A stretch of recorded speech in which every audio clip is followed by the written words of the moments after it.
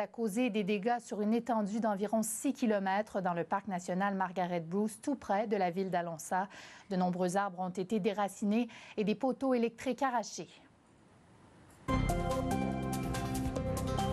Les Québécois sont encore nombreux à voyager aux États-Unis et ce, malgré les tensions avec Washington. Portrait de la situation plus tard au Téléjournal. Et les fêtes de voisinage n'ont rien de nouveau, mais la ville de Sherbrooke veut encourager leur tenue. Grâce à un projet pilote mis en place il y a environ un mois, les citoyens qui le souhaitent ont accès à des subventions pour l'organisation d'une fête de quartier. Et déjà, l'idée semble plaire aux Sherbrookeois, comme nous le dit Geneviève Lapalme. Ce n'est pas la première fois que ces résidents de la rue Dionne de l'arrondissement de Brompton organisent une fête d'été dans leur quartier. Je pense que le bon voisinage, c'est important. Mais cette année, ils ont pu compter sur une aide financière de 200 $ de la ville de Sherbrooke. Ça peut donner cette initiative-là à d'autres quartiers, peut-être qui se connaissent moins, parce que je trouve justement que ça améliore le climat. Tout le monde, on se connaît. Pour l'école, s'il y a quelque chose, on s'organise, on a des groupes Facebook.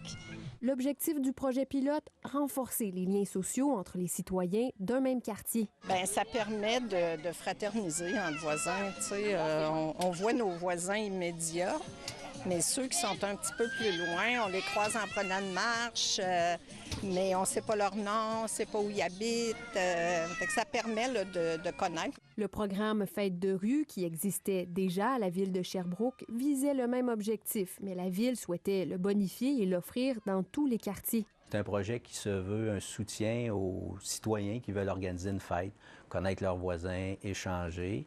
Ça vise essentiellement ce que la ville de Sherbrooke vise, la qualité de vie des citoyens. Les citoyens qui le souhaitent peuvent soumettre une demande et ainsi recevoir une aide de 200 $ ou emprunter de l'équipement à la ville de Sherbrooke. Ce serait un des premiers projets du genre au Québec. Il existe un programme provincial qui s'appelle la Fête des voisins, qui a tout le temps lieu la première fin de semaine du mois de juin. Il y a beaucoup de villes qui promouvoient ça. Mais un programme où il y a des sommes d'argent qui sont versées, c'est unique à Sherbrooke, à ma connaissance. La ville souhaite ainsi doubler le nombre de fêtes de voisinage à Sherbrooke, soit aider à l'organisation d'une quarantaine de rassemblements du genre sur son territoire cet été. L'initiative semble porter ses fruits. Déjà, 24 demandes de subventions ont été reçues. Alors Geneviève, l'initiative de la ville de Sherbrooke pourrait possiblement en inspirer d'autres. Tout à fait. On parle d'un projet relativement peu coûteux, soit 20 000 $ par exemple du côté de la ville de Sherbrooke, un investissement de 20 000 $ pour l'achat d'équipements et on prévoit dépenser environ 10 000 $ pour avoir une aide financière aux différentes fêtes de quartier qui auront lieu sur le territoire cet été. Donc, autant la ville que les citoyens qui ont pu bénéficier de ce service souhaitent voir le projet se développer dans d'autres quartiers de la ville de Sherbrooke, mais aussi dans d'autres villes du Québec. Très bien, ce sera à suivre. Merci Geneviève. Je vous en prie. Après la pause, l'organisation Memphremagog Conservation veut sensibiliser la population aux moules zébrés.